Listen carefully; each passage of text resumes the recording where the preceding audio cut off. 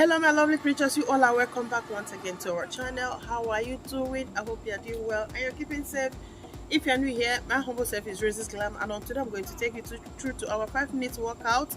So feel free to join, but before we do that, make sure you eat something, drink water, drink your tea, make sure you have something in your stomach. All right, so we are going to hop into that. As usual, I'm going to start with my skipping rope and 2 minute stand running, which is my normal warm up. Okay, and afterwards I'm going to work strictly on my abs. Okay, so do something. So I am going to use this skipping rope.